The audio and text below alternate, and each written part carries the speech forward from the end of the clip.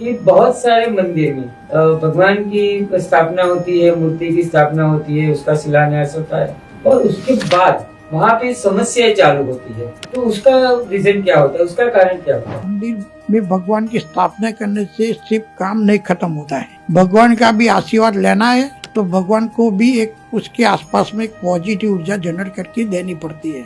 और जब भी मंदिर में धन का दुरुपयोग होता है या कोई हेरा फेरी की समस्या आती है तो ये मंदिर विवादों में गिर जाता है।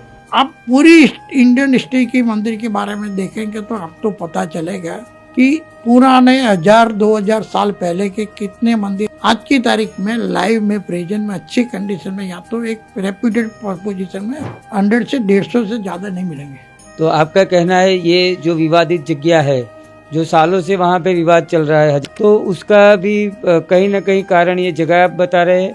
अगर भूमि में लैंड में पावर नहीं है, पॉजिटिविटी नहीं है, लैंड का वास्तु भूमि का वास्तु सही नहीं है, तब भी ये प्रॉब्लम आएगा। लैंड में पावर नहीं है तो भगवान में भी पावर नहीं आएगा, तब जमीन की भूमि की एनर्जी डिस्टर्ब हो जाती है। वो एनर्जी जब डिस्टर्ब होती है तब वो अपना नेगेटिविटी इफेक्ट देने की स्टार्ट कर देते हैं। जैसे बोलते हैं लीगल प्रॉब्लम जनरेट होते हैं, आकस्मिक दुर्घटना होती है, उसका मंदिर के साथ जुड़े हुए भक्तों की आस्था कम हो जाती है। क्या मंदिर को भी वास्तु दोष लगता है या उसको भूमि दोष उसको भी असर करता है? भारत देश में हर एक कोने में मंदिर है, मंदिर तो बहुत बने हैं, तो उसका मतलब क्या है कि कहीं ना कहीं गलती रहेगी, भूमि में गलती है, उसका शेप में गलती है, उसके शिल्पशास्त्र में गलती है। हेलो नमस्कार मित्रों, विश्वास डिजिटल के इस पॉडकास्ट सेशन में मैं पारस पंड्या आप सभी का हार्दिक स्वागत करता हूं। मित्रों, जब कोई आदमी अपनी जिंदगी से हार जाता है या उसके रिश्ते टूटने लगते हैं या उसको बिजनेस में लॉस होता है या कई बार उसको दगे जैसी स्थिति आती है, जब अकेला होता है तो वो एक जगह हरगिज जाता है और वो जगह है मंदिर। मंदिर हमारे यहाँ एक आस्था का केंद्र है, एक वहाँ से सकारात्मक ऊर्जा मिलती है, मगर कई सालों से हम देख रहे हैं कि मंदिर में बहुत सारी ऐसी घटनाएं होती है कि जिससे आम आदमी के जीवन में उसके परेशानियों का हल ढूंढने की बजाय वहाँ पर कुछ ऐसी क्रियाएं होती है कि जैसे मान लीजिए चोरी है, डकैती है। और वही मंदिर में जब करोड़ों लोग आस्था और श्रद्धा लेके पहुँचते हैं तब वहाँ पर से अगर उनको कुछ नेगेटिविटी मिले, अगर उसको नकारात्मकता मिले तो वो आदमी कहीं ना कहीं हताश हो जाता है। आज के समय में जैसे मान लीजिए मंदिर में चोरियां हो रही है और उसकी जगह पे पारदर्शिता और मैनेजमेंट की कमी, चाहे आप कुछ भी कह दीजिए, मगर ऐसी घटनाएं से आम आदमी के जीवन में थोड़ा नहीं बहुत ज़्यादा असर होता है। और कोई भी मंदिर हो, चाहे पुराना हो या नया हो, उसकी सबसे बड़ी संपत्ति सोना, चांदी, हीरा जवेरात या भेंट या दान नहीं होता है। उसकी बड़ी संपत्ति होती है उसके भक्तों की श्रद्धा, उसके भक्तों की विश्वास। और जब कभी यह विश्वास आहत होता है तब कहीं ना कहीं मंदिरों के नाम पे एक ठेस पहुंचती है, सनातन धर्म के ऊपर एक ठेस पहुंचती है। और आज हम इसी विषय पे चर्चा लेके आए हैं कि मंदिर का वास्तु जो आज तक कभी भी कहीं भी कोई भी चैनल में नहीं दिखाया गया, मंदिर का झगड़ा दिखाते हैं, मंदिर का विवाद बताते हैं, मंदिर का ट्रस्टी विवाद बताते हैं, पुजारी विवाद बताते हैं, पर कहीं भी कोई भी आज मंदिर वास्तु के बारे में बात नहीं कर रहा है। और आज हम इसीलिए ये हमारा एकदम यूनिक टॉपिक लेके आए हैं, मंदिर का वास्तु दोष। और इसके लिए हमारे साथ है श्री धीरेन भाई शाह, जो 32 साल से ये वास्तु के फील्ड में है और उन्होंने 3500 से ज़्यादा लाइव शो कवरेज किए हैं और 11 पुस्तकें लिखी है वास्तु के विषय में। इनके साथ ये वास्तु, मंदिर वास्तु का जो भी दोष है और ये किस तरह से होता है, क्या होता है, ये दुर्घटनाएं होती है मंदिर में, जहाँ करोड़ों लोगों का विश्वास होता है मंदिर में, वहाँ वास्तु दोष के कारण क्या क्या परिस्थितियाँ उद्भव सकती है, और बहुत डिटेल में जानेंगे। तो इसके लिए हमारे साथ बने रहे। आज का पूरा पॉडकास्ट आपके लिए बहुत महत्वपूर्ण हो रहा है। तो धीरेन जी, आपका हार्दिक स्वागत है। नमस्कार। तो धीरेन सर, मेरा सबसे पहला सवाल आपसे ये है कि आपको कब ऐसा लगा कि भी मुझे ये फील्ड में जाना है और ये फील्ड मेरे लिए बेस्ट है? बहुत अच्छा सवाल है। मैं 35 साल पहले मैं बिजनेस करता था तब मैंने बहुत सारी कठिनाई फेस की, और वो कठिनाई फेस करते करते मेरे माइंड में ऐसा आया कि कई सारे बिजनेसमैन को, कई सारे परिवार को बहुत सारी कठिनाई, परेशान, कंटिन्यूस डिफिकल्टी देती है लाइफ में। तो उसके लिए डिफिकल्टी कम होने के लिए कौन सा रास्ता है, किस तरह का रास्ता है। और मेरा एक शौक था पढ़ने का, स्टडी करने का, R&D करने का। तो मैंने वास्तु की, मेरे पास बुक आई, मैंने स्टडी की। पहले मैंने अपने फैमिली पे, अपने रेसिडेंस में, अपनी ऑफिस में अप्लाई किया। हाँ जी। और बहुत अच्छा रिजल्ट मिला।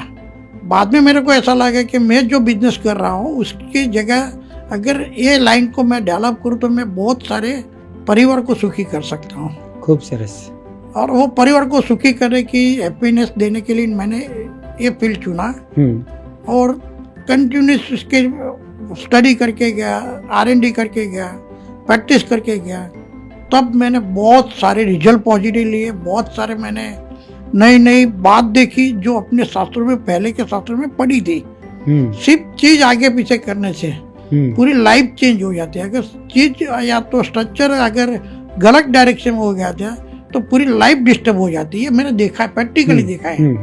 और आज की तारीख में मेरे पास ऐसा एक्सपीरियंस है, मैं इंडिया और इंडिया के बाहर बहुत घूमता हूँ, सभी प्रोजेक्ट पे काम करता हूँ। इंडस्ट्री है, कॉर्पोरेट हाउस है, हॉस्पिटल है, स्कूल है, सभी का मैं प्लान भी देता हूँ बंगलोर से।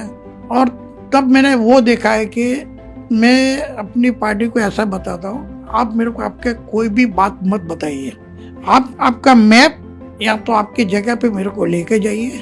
मैं आपकी कठिनाई, आपकी तकलीफ मैं आपको सामने से बताऊंगा। बहुत अच्छा। उसमें medical, mentally level, social level और फाइनेंशियल लेवल पे। और ऐसे काम करके गया तो बाद में मेरे को एक इंटरेस्ट हुआ कि मंदिर का वास्तु के बारे में सोचना चाहिए। सही है, जहाँ से हमको पॉजिटिव एनर्जी मिलती है। मंदिर का वास्तु क्या सोचना चाहिए। और मैं जैन होने के हिसाब से मैंने जैन टेम्पल्स, देरासर का और उपासरी का और दूसरे धर्म के, हिंदू धर्म के सब मंदिर का स्टडी करना चालू किया। और उसमें मैंने फ्री ऑनररी सर्विस देना चालू किया। और बहुत अच्छा रिजल्ट देना है मेरे को मिल रहा है। तब मेरा उसमें बहुत इंटरेस्ट मेरे को लगा कि ये सब्जेक्ट वाकई बहुत अद्भुत है। जब भगवान स्थापित होते फिर भी वो सब्जेक्ट भगवान स्थापित होने के बाद में भी उसके आसपास की जगह की एनर्जी, उसकी स्ट्रक्चर की, जो शिल्प शास्त्र के स्ट्रक्चर की जो एनर्जी है, उसमें कहीं ना कहीं बहुत अच्छा ही रिजल्ट मिलता है। कई जगह पे गलती रह जाने के हिसाब से बहुत सारी डिफिकल्टी मिलती है। ये बात बहुत समझने वाली बात है। और मैंने बहुत डिप में गया, बहुत डिप में जाते जाते मैंने एक एनालिसिस करना चालू कर लिया कि अगर मंदिर का वास्तु सही नहीं हुआ तो मंदिर के साथ जुड़े हुए जितने भी लोग हैं उसकी लाइफस्टाइल में भी बहुत डिफिकल्टी आती है, उनके परिवार में भी बहुत डिफिकल्टी आती है, उस गांव में भी बहुत डिफिकल्टी आती है। ये भी बात सच है। मंदिर का वास्तु बहुत बेसिक रिक्वायरमेंट है। और मंदिर का वास्तु और भगवान की स्थापना सही है तो गांव, वो उसके साथ जुड़े हुए सभी परिवार सब बहुत हैप्पीनेस प्राप्त करते हैं। सही बात है। और आज हमारा टॉपिक भी यही रहेगा, पूरा अपने उसके ऊपर डिटेल पे चर्चा करेंगे और अपने प्रेक्षकों के साथ साझा करेंगे, आपके अनुभव साझा करेंगे। तो बहुत बहुत धन्यवाद आपका, आप यहाँ पे आए, पधारे। तो आइए शुरू करते हैं श्री धीरेन्द्र सर के साथ, और उनका जो भी ये बहुत सालों का अनुभव रहा है वो हमारे साथ साझा करेंगे और हम उसको पूरा डिटेल में जानने का प्रयास करेंगे और समझेंगे कि मंदिर का वास्तु हमारे लिए कितना ज़रूरी है और हम सब की पॉजिटिव ऊर्जा के लिए, सकारात्मकता के लिए, हमारी श्रद्धा के लिए, हमारे विश्वास के लिए ये हमको कितना, हमारी लाइफ में, डेली लाइफ में हमको कितना ये असर कर सकता है वो हम जानेंगे श्री धीरेन्द्र सर के साथ में। तो धीरेन्द्र सर, मेरा सबसे पहला सवाल यह है कि बहुत सारे मंदिर में भगवान की स्थापना होती है, मूर्ति की स्थापना होती है, उसका शिलान्यास होता है और उसके बाद वहाँ पे समस्याएं चालू होती है, तो उसका रीजन क्या होता है, उसका कारण क्या होता है?